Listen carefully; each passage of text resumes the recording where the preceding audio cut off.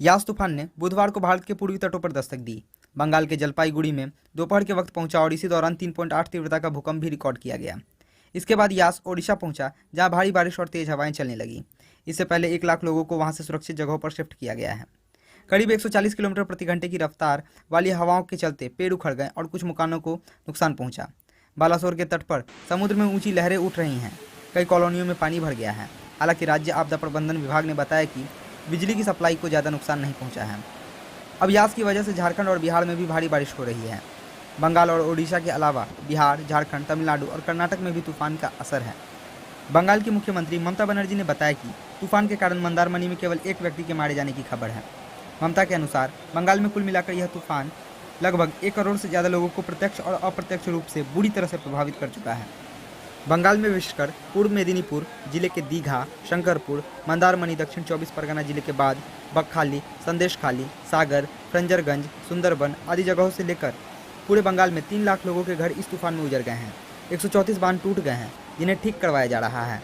ममता 28 और 29 मई को हेलीकॉप्टर द्वारा तूफान प्रभावित इलाकों का दौरा करेंगी। बेहद खतरनाक तूफान यास के कारण झारखंड के पश्चिम सिंहभूम जिले में सुबह से बारिश हो रही है। कई जिलों में चेतावनी जारी की गई है। वहीं पटना सहित बिहार के 26 जिलों में भारी बारिश का अलर्ट है। ओडिशा के चांदीपुर और बालासोर तो बंगाल के दक्षिण 24 परगना जिले में तूफान सबसे ज़्यादा प्रभावी है। बंगाल के दीघा और मंदारमानी में होटलों और दुकानों में समुद्र का पानी भर गया है। बंगाल के पूर्वी मेदिनीपुर के मंदारमानी में कन्हाईगिरी नामक युवक की तेज धारा में बहने से मौत हो गई। एक अन्य व्यक्ति को दीघा के सरकारी अस्पताल में भर्ती कराया गया है। पूर्वी मेदिनीपुर में तैनात आर्मी की टीम ने पानी का लेवल बढ़ने पर फंसे 32 लोगों को रेस्क्यू कर बचाया।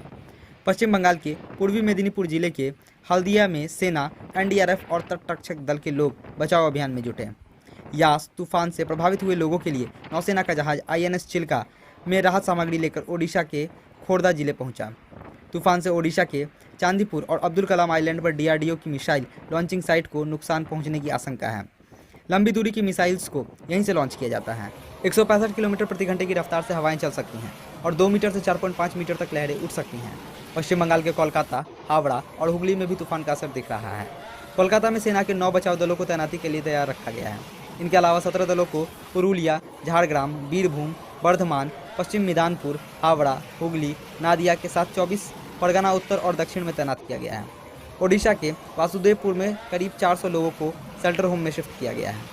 एयरफोर्स और नेवी ने भी अपने कुछ हेलीकॉप्टर और नावें राहत कार्य के लिए रिजर्व रखी हैं।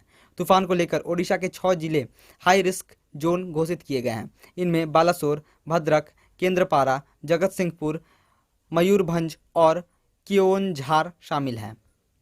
अलर्ट के बाद कोलकाता एयरपोर्ट पर बुधवार सुबह 8:30 बजे से 7:45 बजे तक ऑपरेशन बंद रखने का फैसला किया गया है। साथ ही भारतीय रेलवे ने दक्षिण से कोलकाता के लिए 38 रूटों पर चलने वाली लंबी दूरी की ट्रेनों को 29 मई तक के लिए रद्द कर दिया है।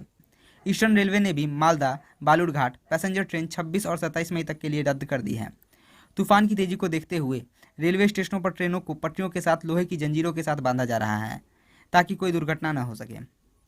पश्चिम बंगाल की मुख्यमंत्री ममता बनर्जी ने कहा है कि 11.2 लाख लोगों को सुरक्षित जगहों पर पहुंचाया गया है। तूफान के असर से हाल ही शहर में 40,000 से ज़्यादा घरों को नुकसान हुआ है। इस दौरान 4 से 5 लोग घायल भी हुए हैं।